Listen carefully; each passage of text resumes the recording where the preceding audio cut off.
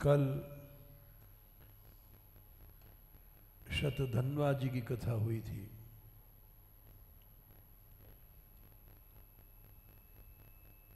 आज रंती देव जी की कथा है। अहो रंती देव नृप संत दुष्कंत वंश अति ही प्रशंस सो आकाश वृत्ति रही है। भूखे को न देख सके आब सो उठाए दे। नीति नहीं करे भूखे दे छिन भई है।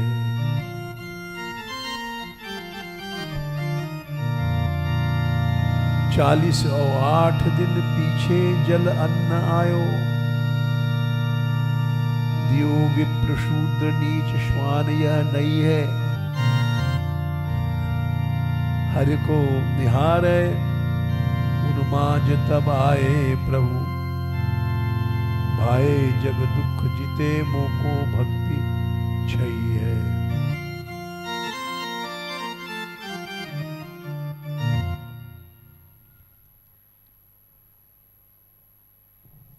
राजा रंती जी की कथा सुनकर के आश्चर्य होता है। ऐसे राजा होकर के भी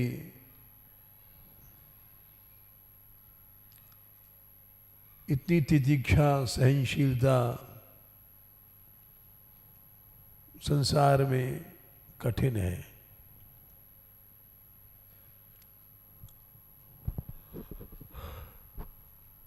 दुष्यंत के वंश में इनका जन्म हुआ था।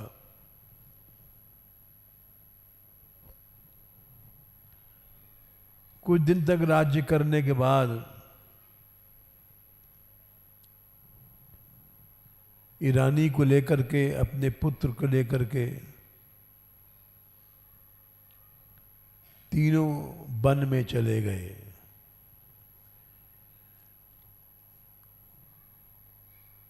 एक ही लड़का था और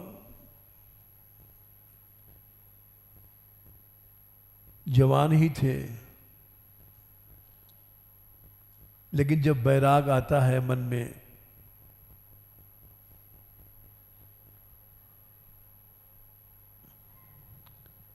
तो जवानी वानी सब धरी रह जाती है।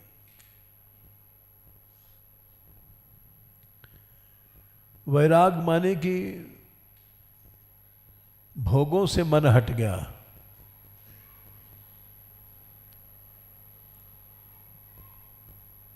इस शरीर का महत्व नहीं रखता। शौचात स्वांग जुगुप्सा परैर संसर्ग।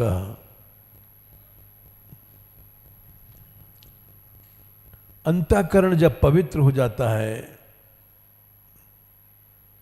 भगवान पाणिनि ने योग सूत्र में कहा है, तो उसको अपने ही शरीर से, अपने ही अंगों से घृणा हो जाती है। फिर अपने अंगों को सजाना वजाना ये सब छूट जाता है।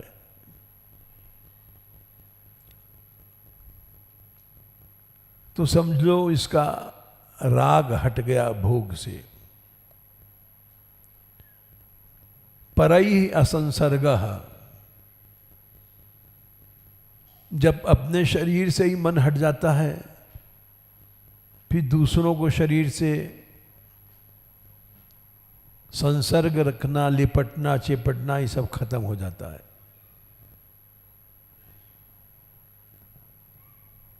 क्योंकि वो समझ लेता है कि ये सब शरीर खाल खाल ऊपर है चमड़े की, भीतर वही 7 धातुएं हैं।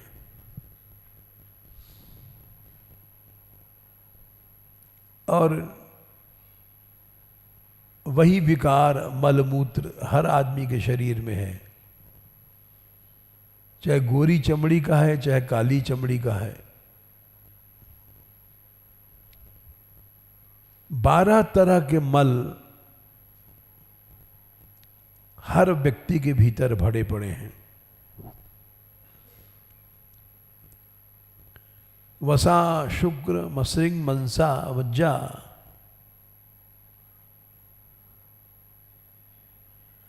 मूत्र, विट, घ्राण, कर्ण, विट,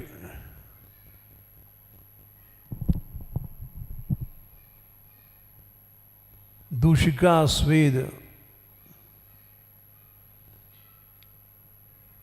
ये सब 12 मल हैं।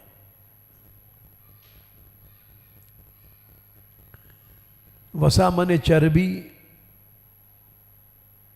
सबके शरीर में चर्बी है, ये मल है। शुक्र, रजवीर्य, ये भी मल है। असृंग, खून सबके शरीर के भीतर है, ये भी मल है। मज्जा कहते हैं हड्डियों का गूदा, हड्डियों के भीतर गूदा है, वो भी मल है। मूत्र, पेशाब, ये मल ही है। विट, टट्टी, घ्राण, कर्ण, नाक से निकलता है मल, कान से खूंट निकलता है, और पसीना, श्लेष्मा अश्रु, श्लेष्मा कफ, आंखों से आंसू, वो भी मल है। दूषिका, जुआ और स्वेद, पसीना, ये 12 मल हैं जो हर पुरुष और हर स्त्री में हैं। तो किसी के शरीर से लिपटना माने मलों से लिपटना।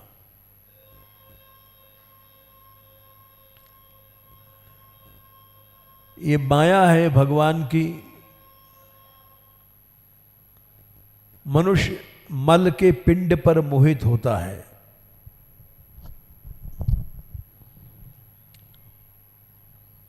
और एक और श्लोक है योग सूत्र में,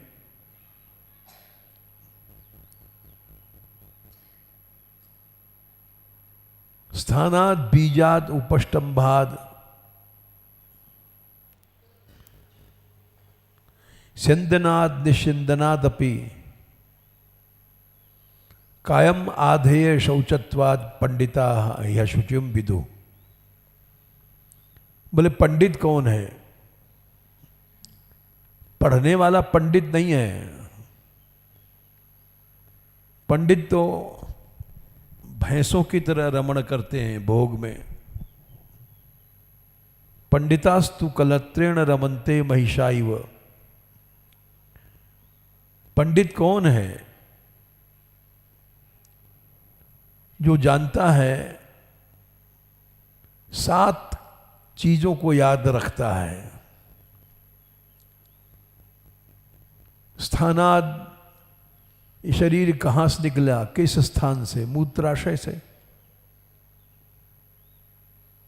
बीजाद, इसका बीज क्या है? रजवीर्य, वो भी गंदा है। उपष्टंभात, 7 धातुएं, रस, रक्त, मांस, मेद, अस्थि, मज्जा, शुक्र, वीर्य, ये सब गंदे हैं। स्थानाद बीजाद उपष्टंभाद,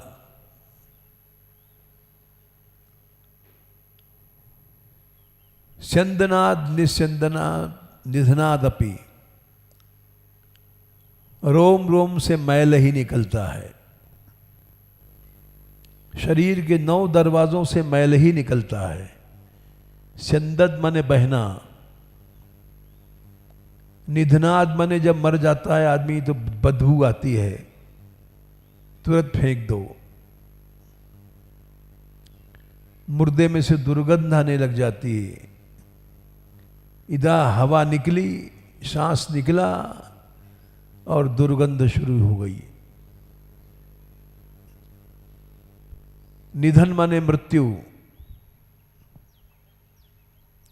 कायम आधे शौचत्वाद, हर समय इसको सफाई की जरूरत पड़ती है। सवेरे उठे, आंख धो, दातून करो, स्नान करो, साबुन लगाओ। ये सब क्यों? क्योंकि ये पंडिता ह्यशुचिम विदु, 9 प्रमाण हैं कि पंडित वही है जो जानता है कि अशुचि शरीर है, और जो केवल नाम मात्र का पंडित है वो शरीर को पवित्र समझ करके लिपटता है, चिपटता है। गंदी चीज से क्या लिपटना? स्थानाद बीजाद उपष्टंभाद स्यंदनाद निधनाद अपि कायम आधे शौचत्वाद पंडिता यशुचिम विदु। तो पंडित वही है जो इस शरीर को अशुचि समझता है। उसको पंडित नहीं कहते जो शरीर को संभाल करके और श्रृंगार करके चल रहा है।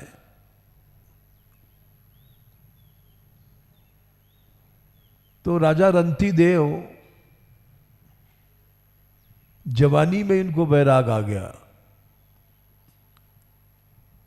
और एक लड़का और एक स्त्री, तीनों आदमी जंगल चले गए।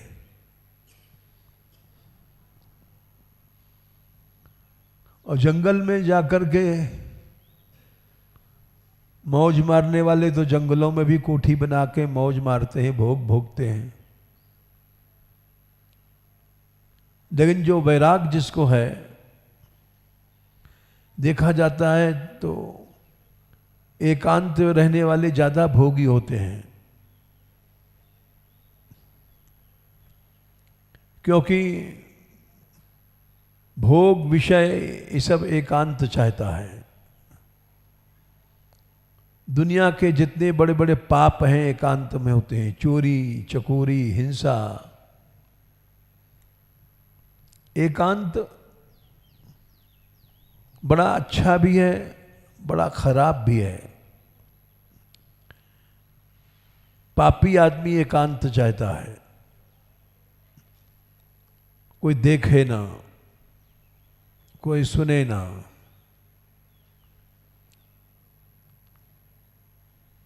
तो वो वन में चले गए तीनों आदमी, और वन में उनको वैराग्य था, इसलिए वहां जाकर के उन्होंने आकाशीय वृत्ति अपना लिया। आकाशीय वृत्ति उसको कहते हैं, आकाश से पानी बरसता है तो उससे जीविका चलती है, वो आकाशीय वृत्ति है। बिना मांगे, बिना कमाई किए, बिना प्रयत्न किए जो कुछ मिल गया है वो आकाशीय वृत्ति है। ये कठिन होती है। माधवेंद्रपुरी बड़े सिद्ध संत हुए हैं। चैतन्य महाप्रभु के बाबा गुरु थे। चैतन्य महाप्रभु के गुरु थे ईश्वरपुरी, और ईश्वरपुरी के गुरु थे माधवेंद्रपुरी। वे आकाशीय वृत्ति से ब्रज में घूमते थे। बिना मांगे, और वो भी थोड़ा दूध मिल गया तो पी लिया, ने भूखे रहते थे कई कई दिन तक।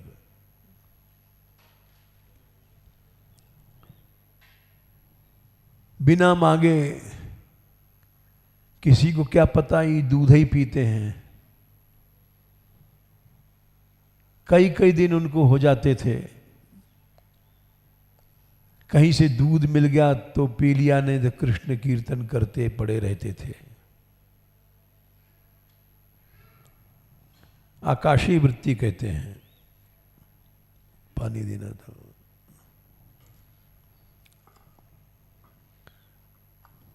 अकेला आदमी आकाशीय वृत्ति में रह सकता है, लेकिन स्त्री और बच्चे हैं तो ये और कठिन पड़ता है।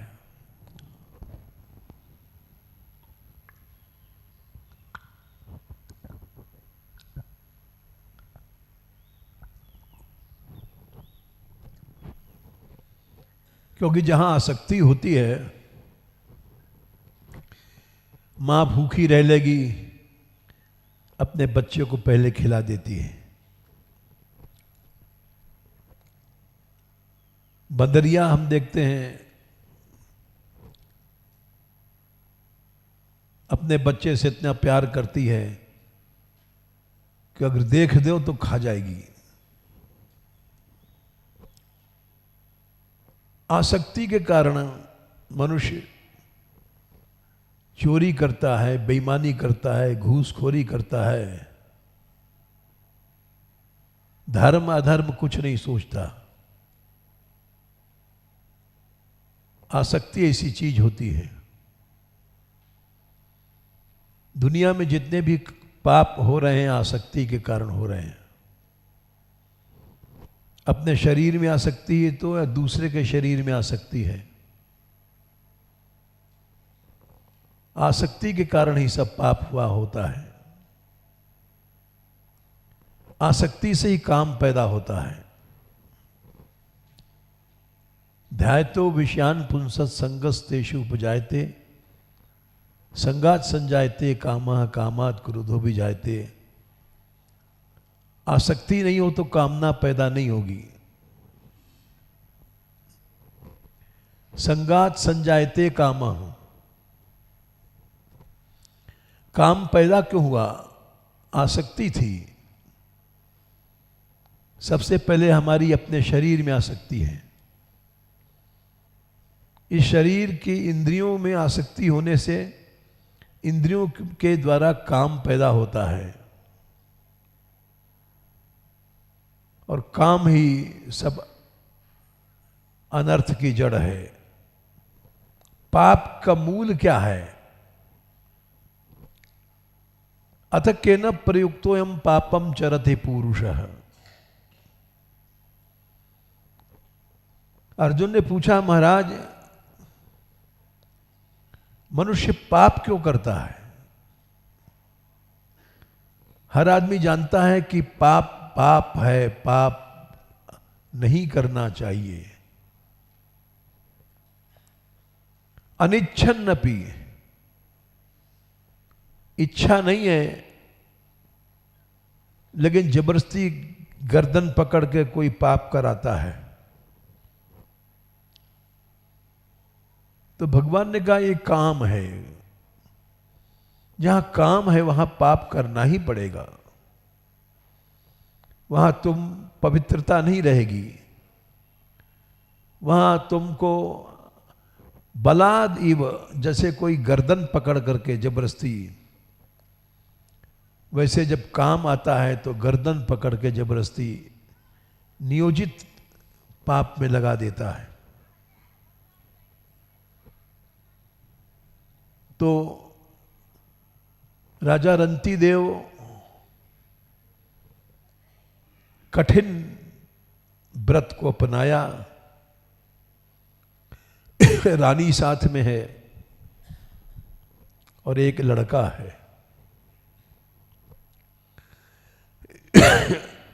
आकाशीय वृत्ति, बिना मांगे मिल गया। तो उससे खा पी लिए, नहीं तो भूखे पड़े हैं। ऐसा बहुत दृढ़ विश्वास करने वाला आकाशीय वृत्ति कर सकता है। नहीं तो हम जैसे तो लड्डू देखते ही मुंह में पानी आ जाता है, बर्फी का नाम सुनते ही पानी आ जाता है, कचौड़ी समोसा का नाम सुनते ही पानी आ जाता है। आकाशीय वृत्ति क्या करेंगे?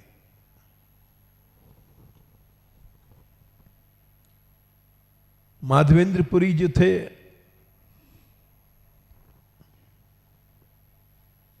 उनकी कथा सुना चुके हैं हम।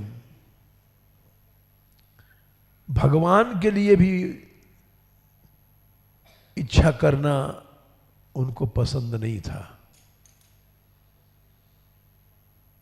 आज ठाकुर जी को खीर बनाना है, ठाकुर जी को रसमलाई बनाना है, ठाकुर जी को। माधवेंद्रपुरी जी एक बार जैसे सुनी लो,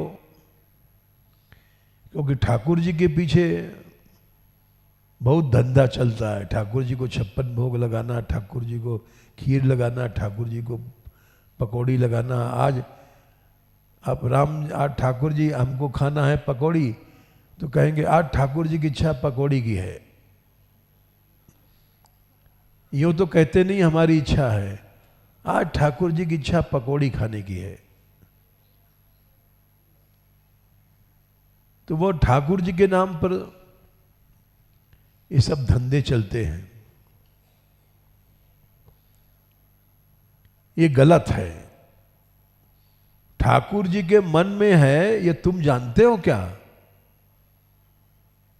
जो कहते हो ठाकुर जी के मन में पकौड़ी खाने की है, अरे यूं क्यों नहीं कहते हो हमारे मन में पकौड़ी खाने की है? तुम्हारे पास क्या टेलीफोन आया है ठाकुर जी का कि हम भक्तराज हमारे लिए पकौड़ी बनाना?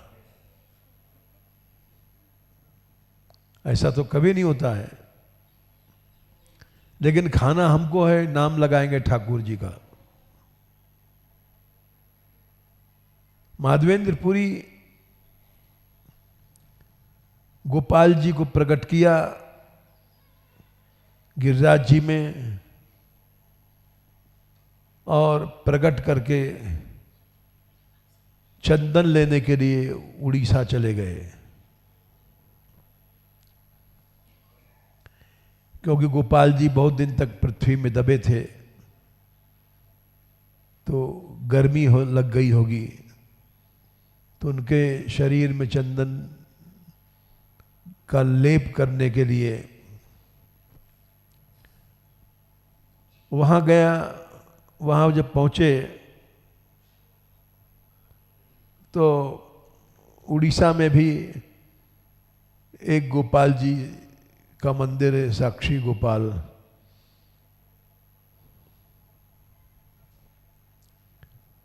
दर्शन किया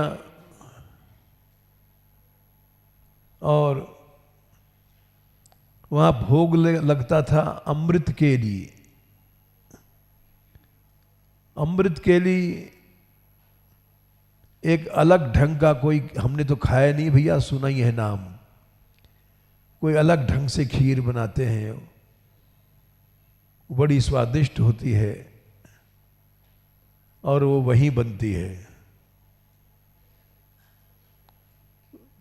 पुरी जी ने सुना कि अमृत केली यहीं पर भोग लगती है और कहीं नहीं हिंदुस्तान में। गोपाल जी को 12 कटोरे अमृत केली के भोग में लगते थे। तो उनके मन में विचार आया कि हमारे गोपाल जी हैं, उनको भी अमृत केली का भोग हम लगाते तो बड़े गोपाल जी खुश होते।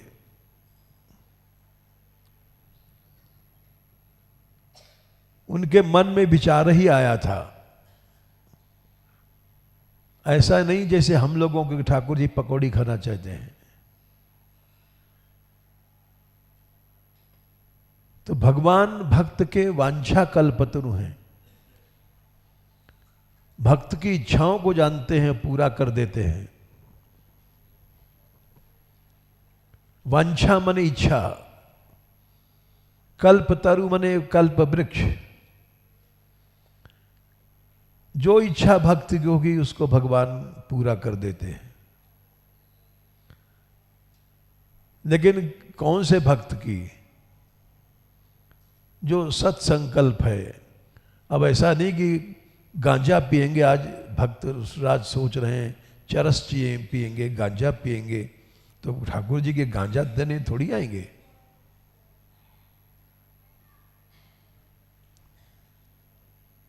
गजड़ियों से पूछो तो बड़ी गांजा की महिमा बताते हैं, बड़े बड़े श्लोक छंद रटते हैं।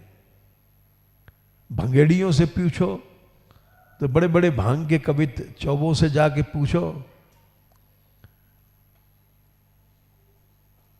राम खाई लक्ष्मण खाई, खाई दोनों भाई, और जो भांग की करे बुराई वह को खाए काल का माई।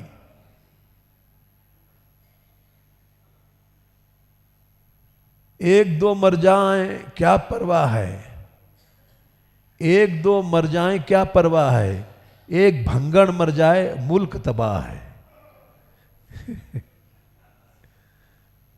तो वो लोगों ने बना रखा है अपना, लेकिन वो ऐसे तो नहीं थे।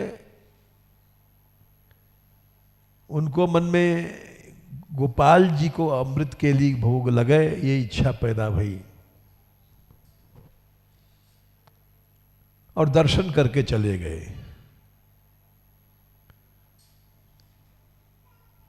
गोपाल जी ने, उनका नाम पड़ गया इसीलिए क्षीर चौरा। माधवेंद्रपुरी के लिए चोरी किया उन्होंने। जब भोग उसारा गया तो 12 बड़े बड़े मिट्टी के सकोरों में भोग लगाया जाता था, गिन के रखा जाता था, गिन के हटाया जाता था। क्योंकि पुजारी गड़बड़ कर दे या कोई और गड़बड़ कर दे तो उस दिन गोपाल जी ने एक पूरा जो कटोरा था चुरा करके अपने झंगे के नीचे छिपा लिया, और उनकी माया, पुजारी आया गिनने 12, हाँ हटा लिए, हाँ हटा लिए 12, चला गया, शयन हो गया। अब क्या पता कि ठाकुर जी भी चोरी करते हैं, मूर्ति भी चोरी करेगी क्या? अगर मूर्ति चोरी करने लगे तो सब भोग लगना बंद हो जाएगा। जितने पुजारी हैं सब फिर दूर से दिखा देंगे, महाराज दूर से ही, विश्वास नहीं है आप कहीं चुरा लोगे।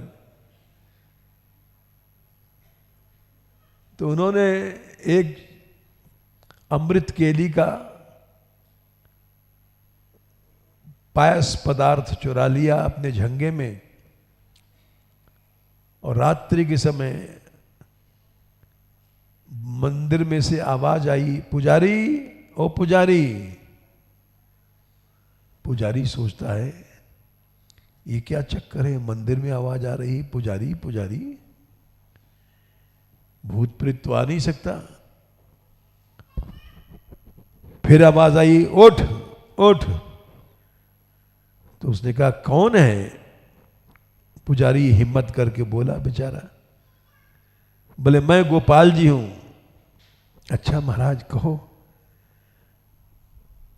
आज्ञा करो, आज तक तो आप बोले नहीं। बोले अमृत के लिए का एक कटोरा हमारा एक भक्त है माधवेंद्रपुरी, उसके पास पहुंचा दो। पुजारी बोला महाराज वो तो हमने भोग उसार दिया, गिन करके 12। बोले नहीं, तूने वो सारा हटाया, लेकिन एक हमने छिपा लिया था अपने झंगा के नीचे। पुजारी सोचता है हमने तो गिन के हटाया था, लेकिन बोले हमारे झंगे के नीचे है, ले जा। एकांत में भजन कर रहे हैं। वो माधवेंद्रपुरी एकांत में कीर्तन करते थे रात को। पुजारी ने ताला खोला, किवाड़ खोला और वो कटोरा लेकर के निकला। अरे कौन बड़भागी माधवेंद्रपुरी है, अरे भाई कौन बड़भागी माधवेंद्रपुरी है, कौन है, चिल्लाते हुए चला रात के समय समुद्र किनारे। वो एक कुंज में बैठे थे, उन्होंने सुना। बोले क्या है भाई? बोले अरे भाई तुम ये प्रसाद ग्रहण करो। बोले कैसा प्रसाद? ये अमृत केली का प्रसाद है। अमृत केली? ये तो मैंने किसी से मांगा भी नहीं। बोले मैंने तो मांगा नहीं था किसी से। तूने नहीं मांगा, लेकिन प्रभु ने तेरे लिए भेजा है।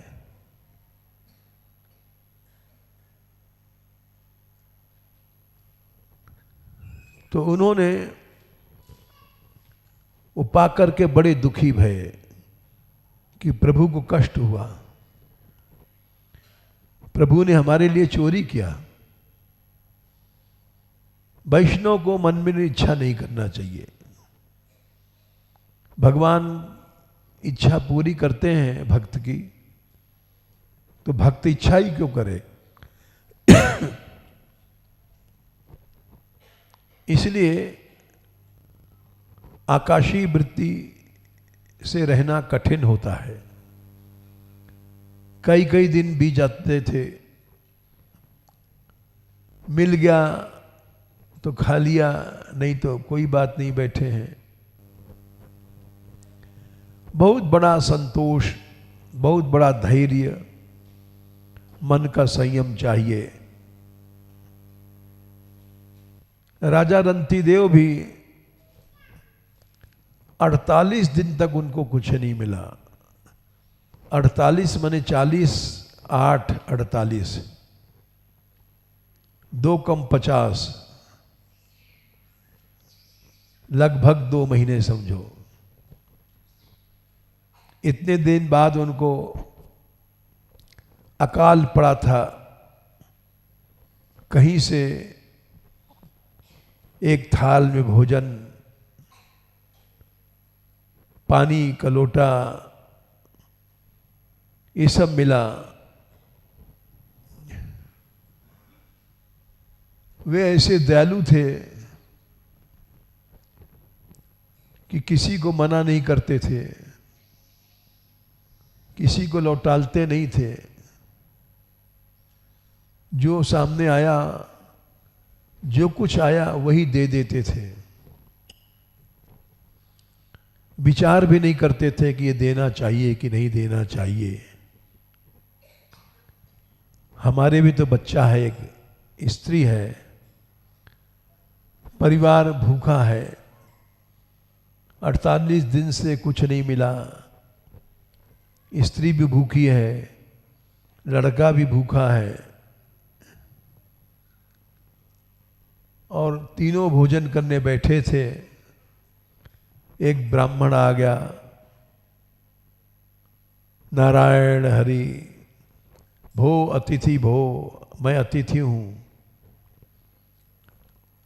हाथ जोड़ा उन्होंने, महाराज लो, सब थाल उनको दे दिया। और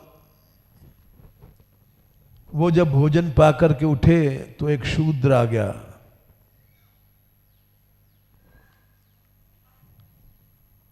उसके बाद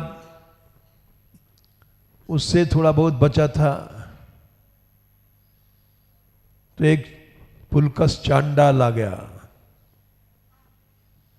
उसके साथ कई कुत्ते थे।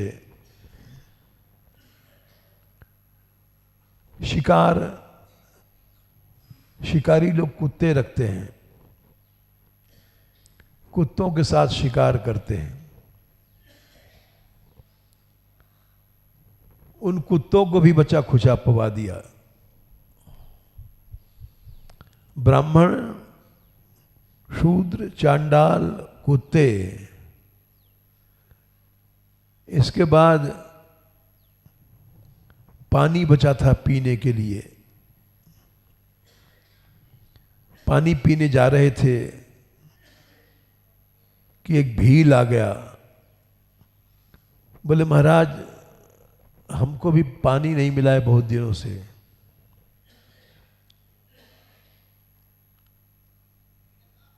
राजा रंतिदेव ने पानी दे दिया उसको। पानी दे करके हाथ जोड़ा, क्योंकि सब में भगवान देखते थे।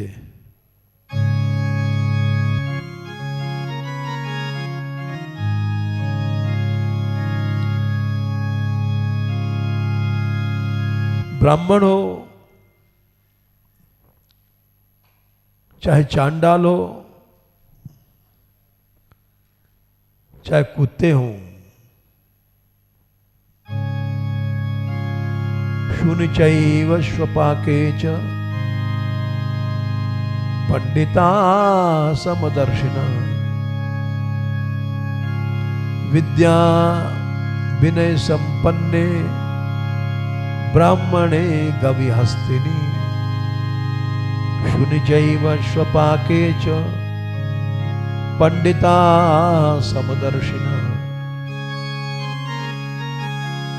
कोई ब्राह्मण विद्या पढ़ करके विनय दैन्य से युक्त, भक्ति से युक्त है। विद्या विनय संपन्ने ब्राह्मणे गविहस्तनी। या कोई गाय बैल या हाथी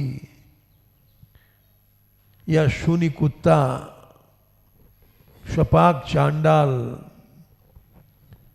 पंडिता समदर्शिना। पंडित वही जो सबको समान देखता है। समान देखना माने भगवान को देखना। समतत्व एक भगवान है और माया शरीर तो विषम है। कोई मोटा है, कोई छोटा है, कोई गोरा है, कोई काला है। विषमता शरीर में होती है। शरीर कभी भी समान आज तक नहीं रहा। अनादिकाल से सृष्टि चल रही है, आज तक किसी का चेहरा एक दूसरे से नहीं मिला। लाखों करोड़ों लोग हैं, मिला के देख लो, किसी की नाक अलग, किसी की आंख अलग, किसी कान कान से नहीं मिलेगा, आंख आंख से नहीं मिलेगी, नाक नाक से नहीं मिलेगा। ऐसी सृष्टि विभिन्न है, विषम है। समतत्व एक ही परमात्मा है, एक सा रहता है, कूटस्थ है, समान है सब में। समोहम सर्वभूतेषु न मे द्वेषोस्ति न प्रिय। मैं समतत्व सब प्राणियों में समान हूं। तुम्हें सब में भगवान को देखते थे और भगवान भी ऐसे भक्त को सम्मान करते हैं, उसके दास बन जाते हैं। जैसे एकनाथ स्वामी ने गधे को पानी पिलाया, गंगोत्री का जल। कई साल से उसको ला रहे थे सिर पर रख करके शिव को रामेश्वर जी में गंगा जल चढ़ाने के लिए। एक गधा प्यासा मर रहा था, शंकर जी को ना ले जा करके गधे को चला दिया, क्योंकि गधे में भी भगवान शिव है, केवल मूर्ति में नहीं है। ये निष्ठा है कि भगवान सब में है, समान रूप से है। अब हो कासो बैर करो,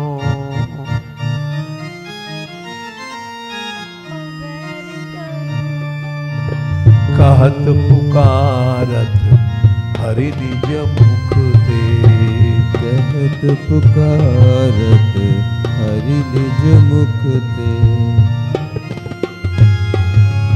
घट घट हो बिहरो, घट घट हो बिहरो, अब हो कासो बैर करो, अब हो कासो बैर करो।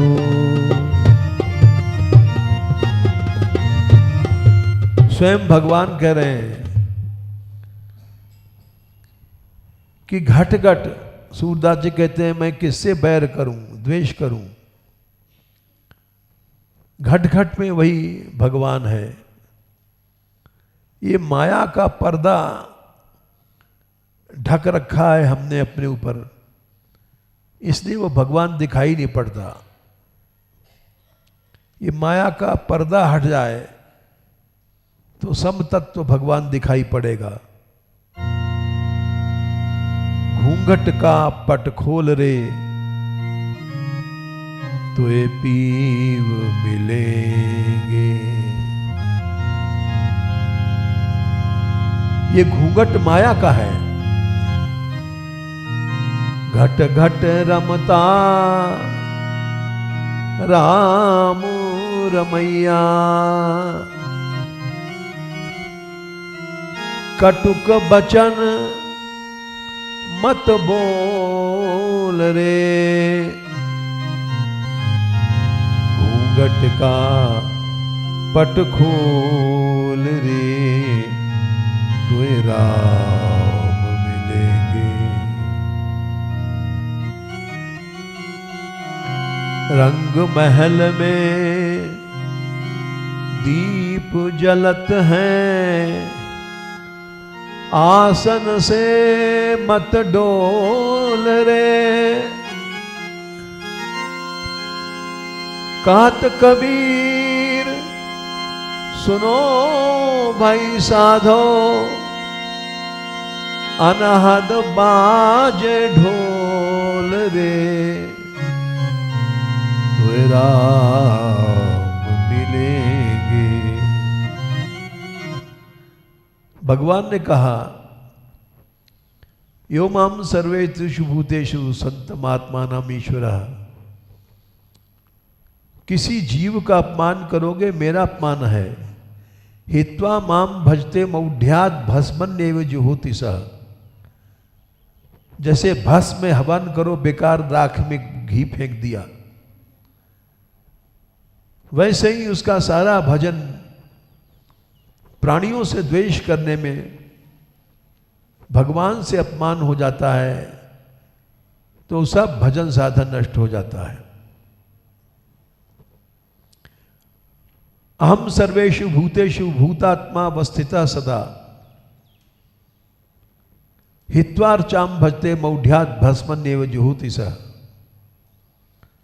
जैसे राख में यज्ञ किया कुछ नहीं हुआ, वैसे ही किसी प्राणी से द्वेष नहीं करो। द्विषता पर काये माम मानिनो भिन्न दर्शना, भूतेषु बद्ध वैरस्य न मनः शांति मृच्छति। चाहे जितना भी अहमुच्चावचैर द्रव्यैर क्रियोत्पन्नो न गए, हित्वार्चाम भजते, बहुत मेरी उपासना करो, अर्चा करो, पूजा करो, लेकिन नैव तो शेर चितोर चायाम भूतक ग्रामाव मानिना, प्राणियों को अपमान करोगे तो मैं इस घंटी बंटी हिलाने से खुश नहीं होऊंगा। चाहे कितनी भी अर्चा कर लो, कल्प वृक्ष के पुष्पों से लाकर के पूजा करो। अहम उच्चा वचैर द्रव्येर क्रियोत्पन्नो न गए नैव तुष्यर चितोर्तायाम भूतग्रामाव मानिना। तो जो सबने समान रूप से भगवान को देखते, योमाम पश्यति सर्वत्र सर्वम च मयि पश्यति तस्या हम न प्रणश्यामि सच में न प्रणश्यति। मैं उसके लिए कभी नष्ट नहीं होता हूं, उसको उसके सामने रहता हूं, हर समय उसके नेत्रों के सामने रहता हूं। तुम सब में उसी को देखो। राजा रंती देव ने जब बचा खुचा पानी भी दे दिया और न तो सोच सकते थे रानी प्यासी बैठी है, एक बेटा है वो प्यासा बैठा है। दुनियावी आदमी क्या कहेगा, बड़ा मूर्ख है। स्त्री मरणासन हो रही है, बेटा मरने वाला है, और दानी बना घूम रहा है, अपनी स्त्री और बेटे का हक भी दान में दे दिया, तो लोग उसको मूर्ख बताएंगे। लेकिन मूर्ख नहीं थे, उस सब में भगवान को देख रहे हैं। वो तो किसी आदमी को नहीं दे रहे, भगवान को दे रहे हैं। इसके बाद भगवान स्वयं आ गए, त्रिदेव, और उन्होंने कहा कि वरदान मांग लो, कुछ भी मांग लो।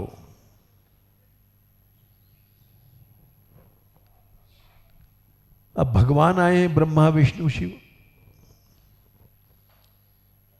कह रहे हैं मांग लो, तो उनसे क्या कहें, हम त्यागी हैं, हम नहीं मांगेंगे, तो गलत है।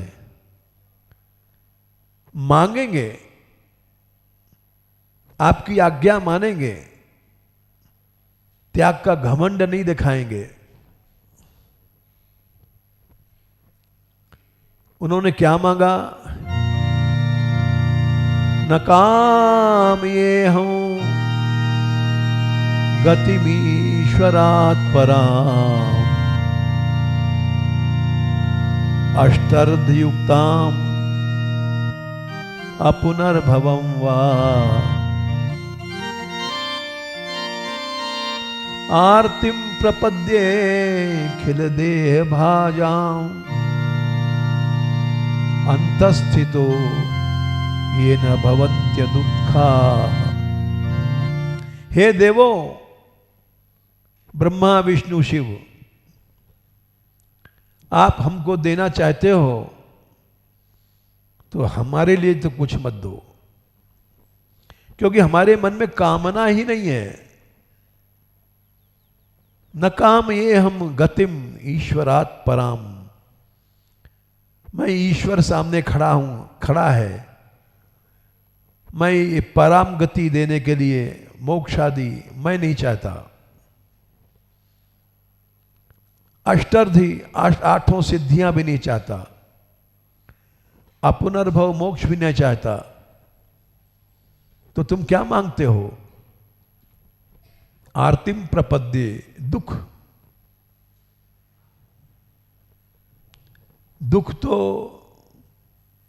दुख मांगते हो? बोले हां।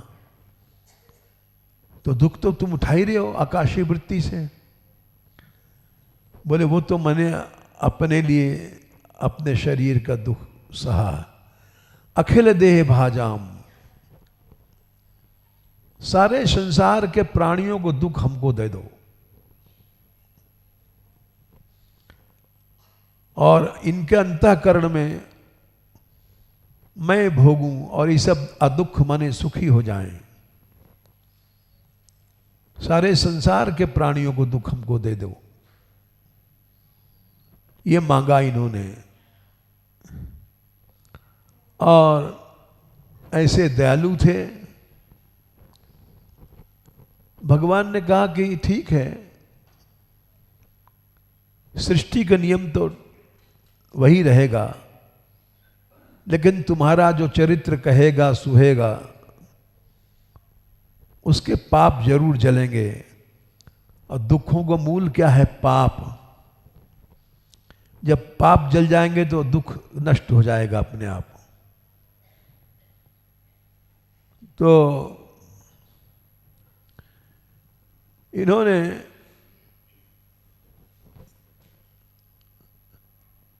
दुख मांगा, परम गति भी नहीं चाहा, सिद्धि भी नहीं चाहा। संसार के सभी प्राणियों को दुख हमको मिल जाए और मैं उसको भोगूं। ऐसे राजा रंतिदेव दयालु, उदार, दयालु थे।